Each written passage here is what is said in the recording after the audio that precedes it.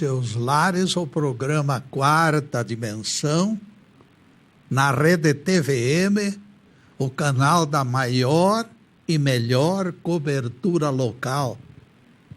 9 de outubro de 2015, 17 horas. Na Semana da Criança, será oportuno lembrarmos que esta nova geração assumirá os governos em todos os países. Sei que muitos considerarão até um atrevimento meu, mas assim mesmo eu registrarei uma advertência para estes futuros administradores. Não gastem sequer um centavo além dos recursos disponíveis.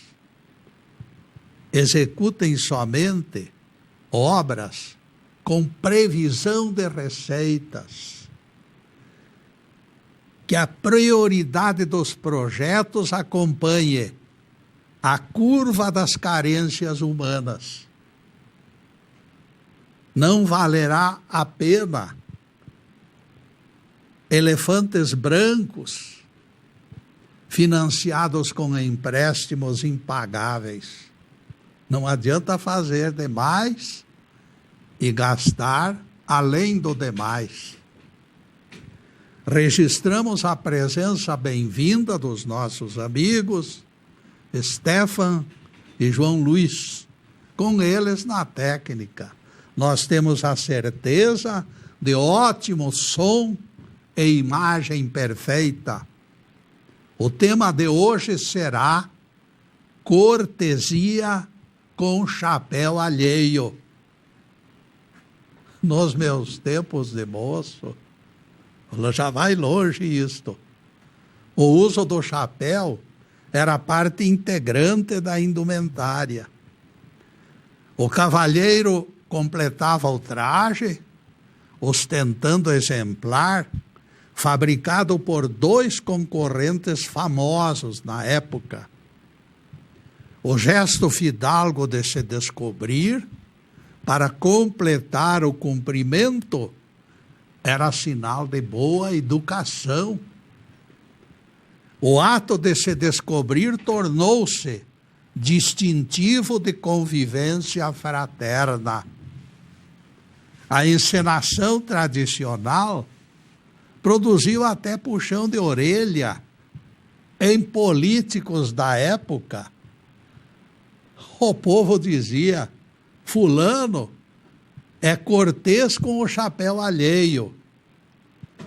Aqueles que usavam os cofres públicos para assistencialismo além dos recursos disponíveis se enquadravam ao adágio popular. O dinheiro gasto continua sendo o chapéu próprio, meus caros, enquanto a prodigalidade não desequilibra o orçamento. Com o dinheiro já arrecadado, o político pode levar além as despesas da sua administração. Mas sem dinheiro, não. O dinheiro gasto continua sendo chapéu próprio, enquanto a prodigalidade não desequilibra o orçamento. Déficit é chapéu alheio, gerador de empréstimo difícil de pagar.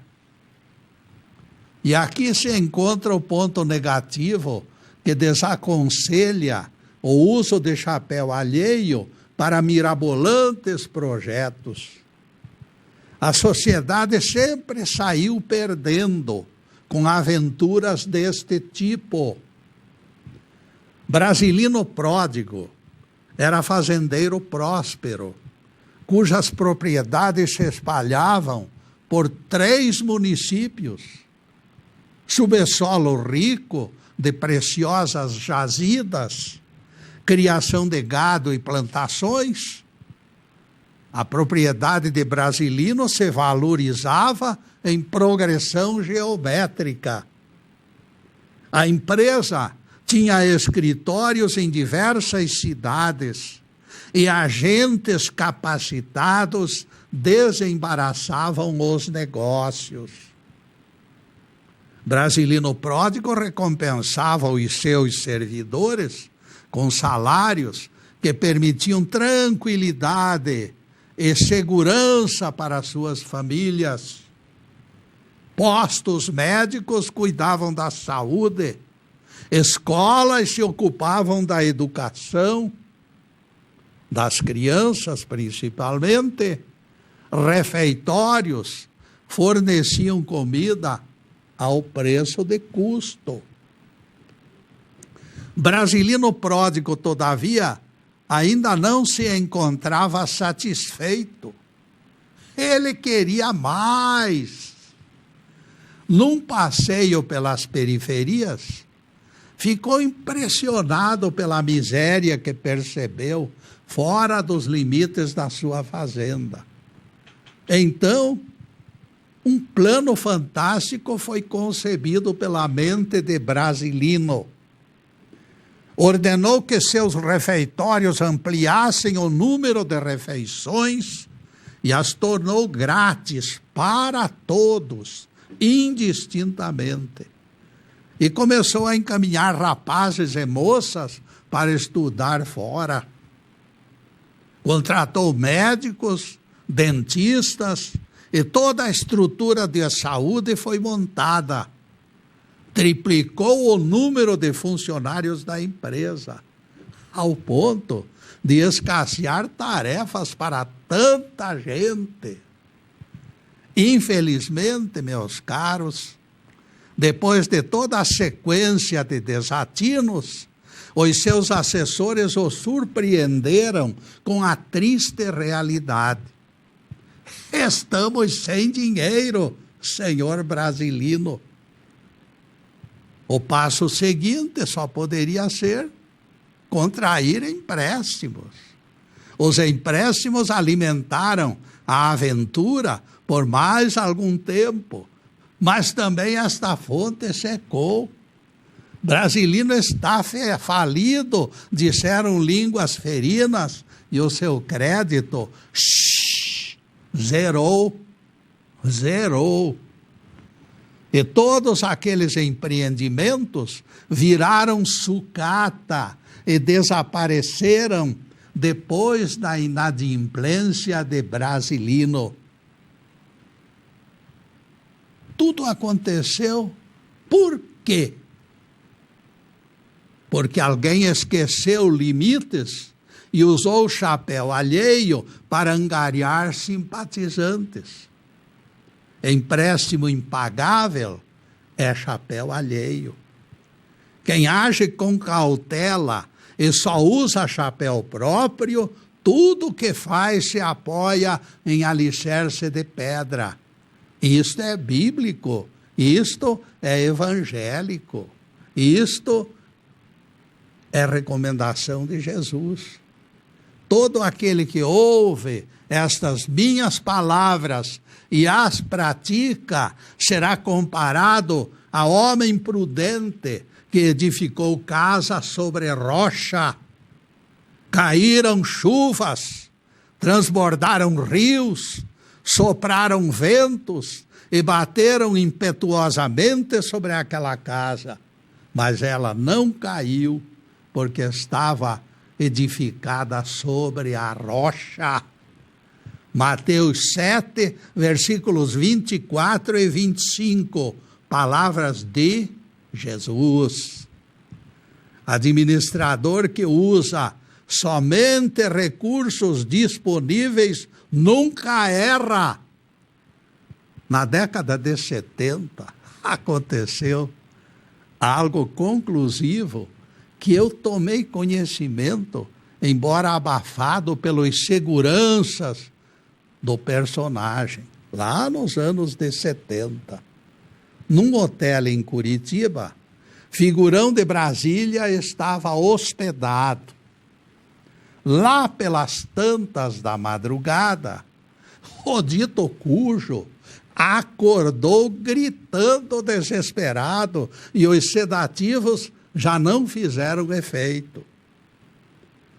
Posteriormente, tive conhecimento da verdadeira causa do mal-estar da figurinha.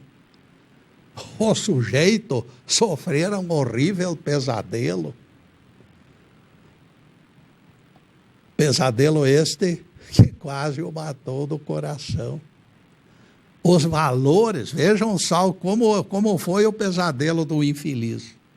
Os valores das obras superfaturadas por ele estavam sendo pagos com saldos de sua própria conta bancária. Este pesadelo quase o levou para outro mundo. Ele era extremamente liberal quando gastava o dinheiro público. É fácil de gastar. Não precisa arrancar do bolso, então fica fácil. Quando no pesadelo lhe tiraram do bolso, ele acordou em pânico. É muito fácil, meus amigos, fazer cortesia com chapéu alheio. Não precisa comprar chapéu, pega o alheio. Alguns dizem que Papai Noel não existe. Será que estarão certos? De minha parte, eu fico em dúvidas quando enxergo tanta gente falando grosso e apostando alto com o dinheiro dos cofres públicos. Infelizmente, o erário tem sido Papai Noel para mais além do que os seus recursos comportam. A própria Bíblia, meus caros, na sua parte humana, favorece a ideia de que o mundo é fácil para uns e difícil para outros. Em certos trechos, arriscaremos acalentar expectativas falsas. Nos Atos dos Apóstolos, por exemplo, encontramos uma visão perigosa. O carcereiro da prisão, onde estavam recolhidos Paulo e Silas, é um exemplo disto. O carcereiro, trêmulo diante deles, perguntou: que devo fazer para me salvar? E Paulo e Silas responderam apressadinhos: crê no Senhor Jesus e serás salvo, tu e a tua casa. Atos 16, versículo 31. No próximo bloco continuaremos explicando essa matéria, porque agora nós vamos fazer uma pequena interrupção no programa para os comerciais do canal. Mas é um instantinho só. Daqui a pouco estaremos de volta. Obrigado.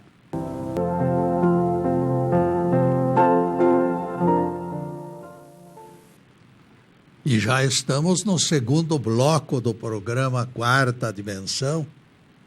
E por gentileza do Stefan, o nosso site está na telinha. E nós convidamos vocês para visitá-lo. Vocês lembram que na semana passada eu anunciei aqui que o Stefan prometeu colocar mais alguma coisa no YouTube? Pois estão lá. Mais 4 palestras nossas se encontram à disposição de vocês. Neste final de semana já estão à disposição. Portanto, o Stefan cumpriu a sua palavra. Muito obrigado, Stefan. E agora a continuação do tema: cortesia com chapéu alheio. A reação de Paulo e Silas fornece ilusão de varinha mágica.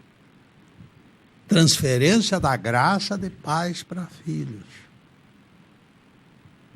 Autêntico produto daquela parte humana da Bíblia que eu venho falando. E eu explico por quê. Porque nós terminamos num consórcio de benesses, condomínio de privilegiados, numa casa de mãe Joana. Isso não é bíblico, naquele aspecto divino que fala que Deus não faz acepção de pessoas.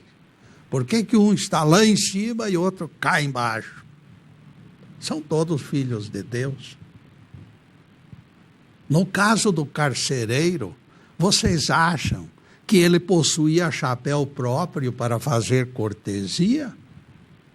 Ele nem tivera tempo para piscar olho e já estava salvo. Isto é a coisa mais absurda. O sujeito ficou de queixo caído, sem palavras, porque o absurdo da promessa eliminou até a reação do infeliz. Vocês acham que aquele homem ganhara chapéu próprio para fazer cortesias? Ganhara. Toda a sua casa seria beneficiada pela tremedeira apavorada do poderoso chefão da família. Poderoso chefão. Essa não dá para engolir, caríssimos. Narrem outra história, porque essa não cola. É a mesma coisa que o pai lavar as mãos bem lavadas e dispensar os filhos de lavá-las, porque já ficaram limpas. O pai lavou, os filhos estão tudo limpos. Ele lavou as próprias mãos e valeu por toda a família inteira. Eu lavei as mãos e basta, afirma o poderoso chefão. Ninguém transfere salvação de pai para filho conforme palavras de Jeová. Não sou eu quem digo, é a Bíblia quem diz. O Evangelho e o restante da Bíblia não podem ser contraditórios. Esta doutrina da salvação fácil coloca-se na mesma linha do chupim que bota ovo no ninho do tico-tico para se livrar de compromisso. São afirmações levianas que devem ser questionadas. Se fulano e cicrano estão salvos, por que as religiões deles publicam tantos preceitos e proibições? Não deveriam, ele está salvo já, porque se submeter a tanto sacrifício. Se a dívida do sectário já estivesse paga, ele estaria descompromissado. Incoerências, meus caros, são fábricas de descrentes. É por isso que existe tanta gente por aí completamente sem crença nenhuma. Temos que esclarecer Bíblia dentro da própria Bíblia. Prestem atenção, por favor, nas palavras do profeta Ezequiel, transmitindo ensinamentos de Jeová. Ele é profeta, ele não está falando pela própria inteligência, ele está transmitindo o que Deus falou nos ouvidos dele. Se alguma terra pecar contra mim, sofrerá fome, diz Jeová. Se Noé, Daniel e Jó já habitarem nela, eles livrarão suas almas. Por minha vida, diz o Senhor, que eles não livrarão nem seus filhos, nem suas filhas. Ezequiel 14, versículos 13, 14 e 18. As palavras que acabamos de citar são de Jeová Deus. É Deus quem afirma que os filhos não usam o mesmo chapéu, nem partilham o mesmo guarda-chuva dos pais, porque cada ser humano é independente. As palavras que acabamos de citar são palavras de Deus. A liberalidade injustificável de Paulo contradiz a coerência de Jeová. O guarda-chuva de Jeová age com justiça equânime. Somente Daniel, Noé e Jó, reencarnados, seriam salvos da fome. Jeová providenciaria para que eles fossem amparados, porque eles tinham gabarito para isso. Suas famílias, porém, deveriam continuar se esforçando até atingir idêntico nível de progresso. O ser humano, todavia, teima igual mula empacada, meus amigos. A natureza ensina, diz ele, deturpando a realidade. Ele vem com aqueles sofismas, aquelas histórias que não têm nada a ver com a realidade. O seu argumento é inexato. Veja que o Tico-Tico continua criando os filhotes do chupim, Getúlio, diz ele. Paulo queria que assim fosse, exclamará o defensor de imunidade. A teologia cristã, acolitando preguiçosos, tenta tapar o sol com peneira. Todos procuram se proteger debaixo do que eles chamam eclésia, o guarda-chuvas gigante. Se o mundo acabar, escarnecem malandros escolados. Preferimos morrer encostados no barranco. Eles aguardam forças benévolas que os salvem da incompetência. E aqui se afigura o contraditório. Este novo nascimento, com o homem ainda imaturo, é algo insensato. O homem fraco, apontado como super-herói, é insustentável. O renascer em Cristo, apontando santidade inexistente, é estelionato. Tenho visto pregadores, defensores de tais ideias, rendidos ao fascínio das notinhas verdes, ajoelhados diante dos altares da cobiça. Quando se trata do homem, a coisa vai longe em termos de insanidade. Por isso Jesus ensinou reencarnação para Nicodemos. Novo nascimento vai ocorrer, sim, mas vai ocorrer em futuro distante. Ninguém se iluda que este planeta de provas poderá realizar uma façanha deste tamanho. Estamos longe da perfeição, quanto o verme se encontra longe da estrela. Ninguém se iluda com gestos corteses de aliciadores mercenários que estão recebendo dinheiro atrás da cortina para fazer isto ou aquilo.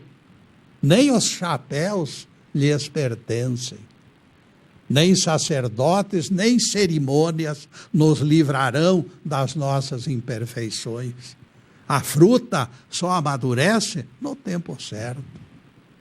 O aprendizado é subproduto de quedas e erros e, acima de tudo, bastante tempo para uma dose dobrada de paciência. Nossas experiências só terminarão quando espontaneamente aceitarmos a direção do nosso Cristo interno e eterno.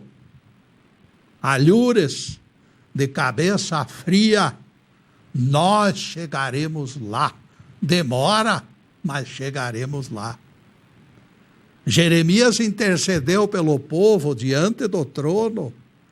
Não nos rejeites por amor do teu nome, bradou o profeta. Não cubras de opróbrio o trono da tua glória, não anules a tua aliança conosco. Jeremias 14, versículo 31. Vocês querem conhecer a resposta de Jeová? Ela vai doer.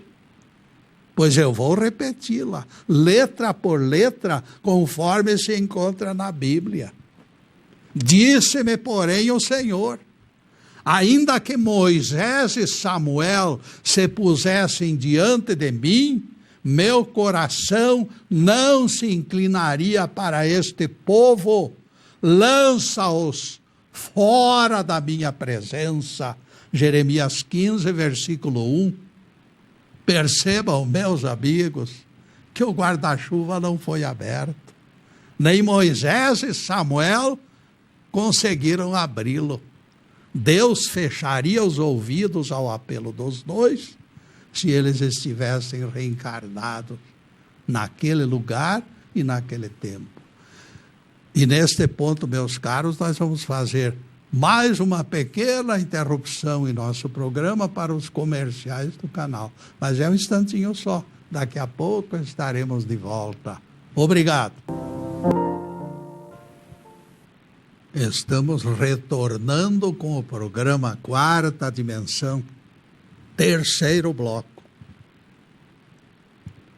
Jesus disse para a mulher samaritana: a hora é chegada, quando nem neste monte, nem no templo Garizim, adorareis ao Pai. Deus é Espírito, e importa que o adorem no Espírito e na verdade. E são estes adoradores que o Pai prefere. João 4, versículos 21 a 24. Apesar das palavras de Jesus desautorizando templos de pedra, alguns resistem, arrancando aquele dinheirinho suado do povo para construir elefantes brancos. E depois desse pinguinho de doutrina, voltaremos ao tema: cortesia com chapéu alheio. As palavras de Jeová fazem parte da Bíblia divina, meus amigos. É aquela parte divina da Bíblia. E são elas que nos levam a suspeitar de excessos de aleluia. Tudo que é demais enjoa. Aquela história do carcereiro com Paulo e Silas anunciando salvação a grosso e a retalho contradiz a decisão coerente de Jeová. O lado humano da Bíblia tem colocado as manguinhas de fora. Ninguém duvide. A redenção só se concretiza por dentro. Só porque o carcereiro se assustou e teve crise de pânico, resolveram salvá-lo? Ora sim, Senhor. Todos vocês escutaram. Jeová rejeitou a intercessão de figuras importantes da Bíblia. Vocês, nesta altura, estarão indagando. Mas no novo mandamento não será diferente, Getúlio. Explique isto.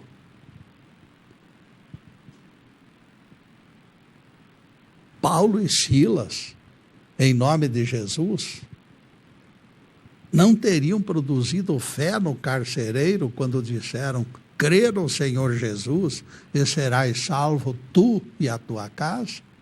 É uma objeção.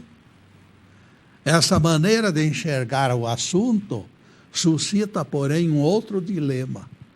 Recordemos o encontro lá na Galileia, pouco antes da ascensão de Jesus ao sétimo céu. Vejam o que diz o texto. Seguiram os 11 discípulos para a Galileia, para o monte que Jesus designara. Quando o ouviram, o adoraram, mas alguns não creram. Mateus 28, versículos 16 e 17. Estes alguns que estão no texto estavam dentre os 11 principais assessores de Jesus. Este é um dado muito importante. Os 11 apóstolos que estiveram 3 anos com Jesus, palmilhando aqueles caminhos para norte e para sul, depois dos 3 anos ainda não acreditavam nele. E vocês querem que eu aceite que o carcereiro foi salvo pela fé? Mas fé em quê? Ele nem conhecia Jesus, talvez. E mesmo que conhecesse, imaginem só, os apóstolos ficaram 3 anos e ainda não acreditavam. Vocês acham que eu vou aceitar que o carcereiro despertou para a fé naquele momento, porque Paulo bateu nas costas dele e disse: você tem que ter fé. E ele teve. Não, eu não aceito. Eu não me considero inteligente, mas mesmo a minha pouca inteligência não me permite engolir este enorme absurdo. Isso só serve para reforçar a minha convicção de que a Bíblia possui parte humana. Quando Jeová afirma algo, eu não coloco dúvidas, nunca coloquei. Nas palavras escapadas da boca de Jesus, eu só encontro pérolas de alto preço, nunca as contestei. Agora ninguém me venha com Paulo disse, Salomão falou, Davi fez isto ou fez aquilo, não. Aí nós temos que fazer com que haja concordância entre aquele texto citado, porque Paulo disse coisas maravilhosas e eu aceito. Quando coincide com o ensinamento de Jesus, eu aceito todos os personagens da Bíblia, desde que vocês me permitam colocar o que eles disseram ao lado do que Jesus disse. Aí eu concordo. Agora, sem isto, sem este gabarito, não. Eu não aceito contradições. E todos eles lavraram inúmeras contradições, espantosas contradições. Eu quero tudo limpinho, aqui na palma da minha mão.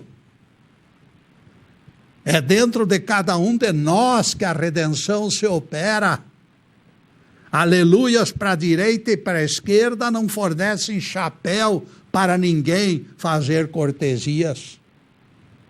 Eu estarei convosco, disse Jesus, em Mateus 28, versículo 20. Tudo que chega de fora é questionável, porque nós temos aqui dentro de nós o Cristo, todos nós. A pessoa mais pecadora do mundo tem o Cristo dentro do coração, só que ele não vê. À proporção que nós formos enxergando esta verdade, nós iremos crescendo. Lugar legítimo do Cristo, então, não são as grandes catedrais de pedras. E foi ele mesmo que ensinou. Só o Cristo interno é acessível aos nossos lamentos e às nossas dúvidas. Cuidado com este alguém que está tentando fazer gentileza com o chapéu alheio.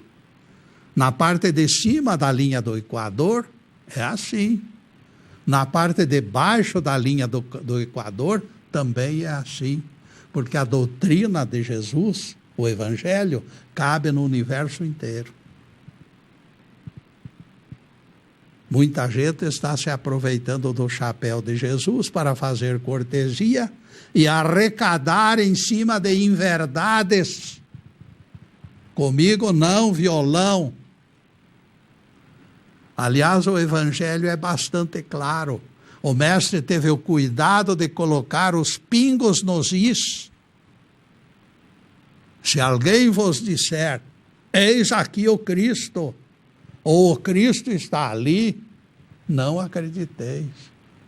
Porque surgirão falsos cristos e falsos profetas, operando até sinais e prodígios que enganarão os próprios eleitos. Esses caras podem até fazer prodígios e não são do Cristo, não estão colaborando com a obra da salvação da humanidade. Simplesmente pelo fato de que o Cristo, meus amigos, eu digo isto, simplesmente pelo fato de que o Cristo está no interior das criaturas, ele não está fora. Ele é a luz que ilumina todo homem que vem a este mundo conforme o Evangelho.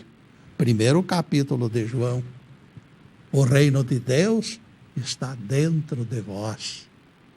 É o conceito e a doutrina bíblica. Tudo que chega de fora e tem preço deveria gerar suspeitas. É produto da cobiça humana. Quando nós conscientizarmos de quem somos e para onde vamos, dispensaremos chapéu alheio. Faremos cortesia com o nosso próprio chapéu. O Papa João 23, certa vez, disse o seguinte: muitas vezes durante a noite, entre dormindo e acordado, surge algum problema sério. Chego à conclusão que preciso consultar ao Papa. De repente acordo e relembro que o Papa sou eu. Eis a diferença, meus caros, entre os usuários do próprio chapéu e os outros. Na inconsciência do cochilo, o Papa esqueceu que era dono do chapéu. Todos nós desejamos marcar presença no mundo. Este é um egoísmo aceitável. Seremos identificados pelas marcas que deixarmos, pelos frutos se conhecem as árvores. Quando Charles Lindbergh terminou seu primeiro voo transatlântico, jornalista lhe perguntou: o senhor acaso tinha certeza que desembarcaria na Europa? E Charles Lindbergh voltou-se para o jornalista e disse: você acha que eu partiria sem esta certeza? Nem todo aventureiro é insensato, exibindo o chapéu falso para cortejar a fama, não. Charles Lindbergh respeitava seus limites. Ambicioso, sim. Doido ele não era. Homem que se preza é precavido. E não é só o aviador que fez história, mas também outras figuras se notabilizaram pela cautela. Perceba, aquele engraxate lá no canto da praça, ele ganha dos competidores na abordagem do freguês. Ele sabe por onde começar o diálogo e sempre comprime a teclinha certa. Tem mais energia, é prestativo e esbanja a cordialidade. E aquele engraxate é proprietário do chapéu próprio.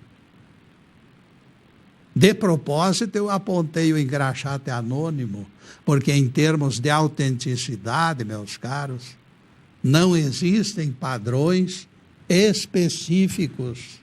Na mesma altura, o pobre e o rico serão avaliados pela integridade de seus caráteres.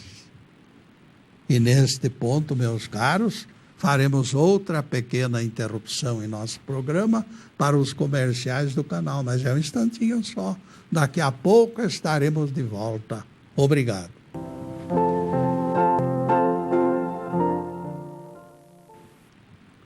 E atingimos o último bloco do programa Quarta Dimensão. E nunca esqueçam da tarde de sexta-feira, a partir das 17 horas.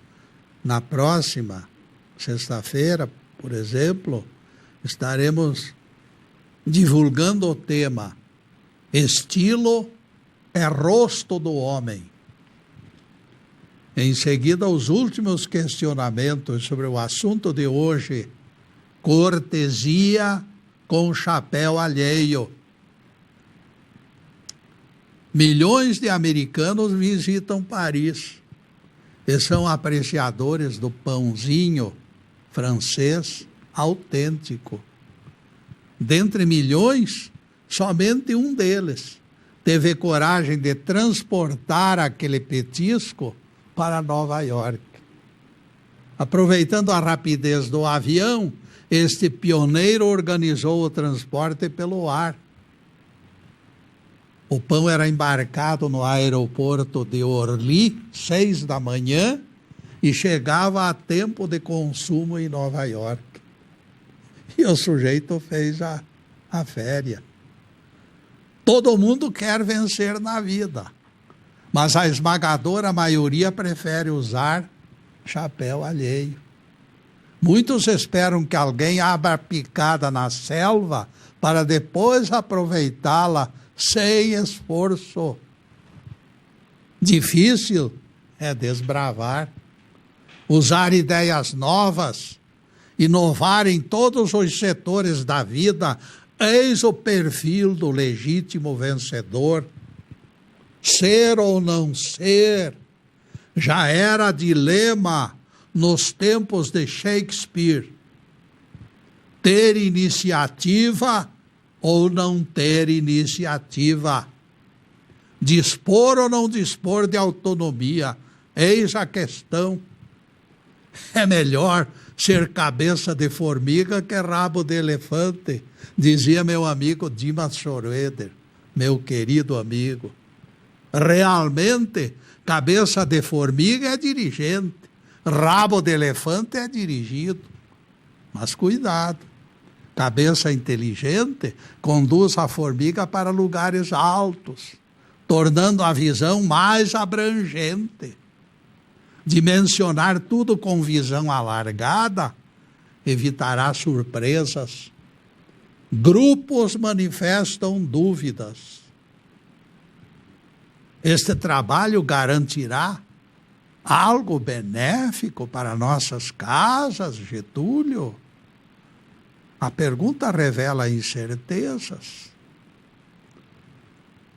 Heinrich Steinweg era humilde marceneiro de meia idade já, quando concebeu algo que balançou o seu cotidiano.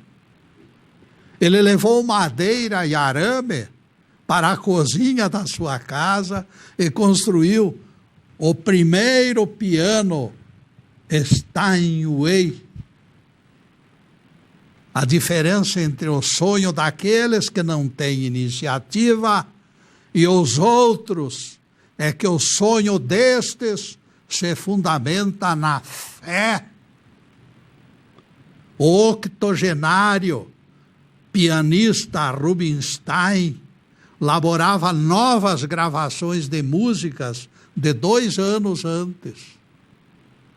Suas músicas já são perfeitas, lhe disse alguém. Muito ao contrário, respondeu Rubinstein. Quem acredita que chegou à perfeição morre. É exatamente este anseio de melhorar sempre, de inovar cada minuto, que consolida o prazer de continuar vivendo. Ao voltar certo dia após o almoço, Arthur Brisbane encontrou 4 homens jogando cartas na pracinha. Imediatamente ele se recolheu e escreveu o editorial jornalístico que seria a cartilha dos empreendedores em todo o mundo. Vou repetir apenas as últimas palavras deste famoso artigo. O homem que vive matando o tempo também mata suas oportunidades. O homem que se destina a vencer faz viver o tempo, transformando o tempo em algo benéfico. Nesta altura, talvez seja oportuno oferecermos colher de chá ao lado oposto, apontando uma honorável exceção.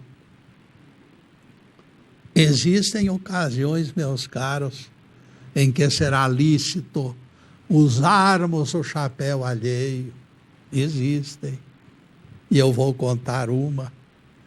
Carlos Rômulo, na época representando as Filipinas na ONU, de repente foi alcançado por uma tragédia familiar irreparável.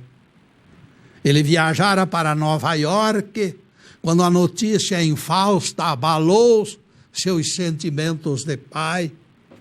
Seu filho Mike, mais 5 pessoas foram mortas em desastre aéreo.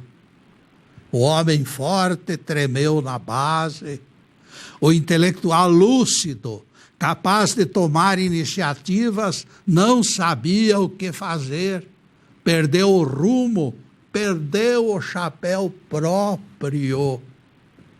Posteriormente, ele revelou o choque violento. Ao ouvir a notícia, o mundo girou à minha volta. O médico proibiu que viajasse, considerando os riscos do deslocamento traumático. Ataque cardíaco poderia ocorrer no avião. Desconsiderando riscos, todavia, o pai desesperado e a esposa procuraram o balcão de embarque. Meia hora antes da partida, todavia, o agente da companhia veio procurá-los constrangido. Estamos profundamente perturbados, disse o agente. Esperávamos a desistência de 2 passageiros, mas de repente isto não ocorreu, senhor. Era a última oportunidade naquele dia para que eles chegassem a Manila para se despedir do filho. Eu vou tentar algo que nunca fiz antes, afirmou o funcionário do aeroporto, extremamente comovido. Reuniu os passageiros no saguão do embarque e explicou o drama da aflição dos pais. A notícia já se tornara pública pela imprensa e o milagre da solidariedade aconteceu. Não 2, mas 7 pessoas entregaram bilhetes para que o pai e a mãe se despedissem do filho morto. Raciocinem comigo, meus caros. Aqueles viajantes com certeza tinham pressa de chegar ao destino. Voltar para o hotel sem viajar é transtorno de consequências imprevisíveis. Este fato, somado a tantos outros inconvenientes, valoriza o gesto solidário. Aquelas passagens aéreas eram um chapéu alheio para Rômulo e sua mulher, mas as circunstâncias as transformaram num socorro divino. Os bilhetes não lhes pertenciam por direito, pois outros interessados chegaram antes ao balcão da aviação. A solidariedade, todavia, fabrica suas próprias leis e desmancha pelo coração a lógica das determinações cerebrais. A solidariedade, meus caros, é o amor em ação, é o cristianismo se manifestando, é o Espírito Santo apontando um caminho novo para a convivência entre os seres humanos. Louvado seja Deus. Que o Senhor nos abençoe e nos guarde, que o Senhor faça resplandecer o seu rosto sobre nós e tenha misericórdia de nós.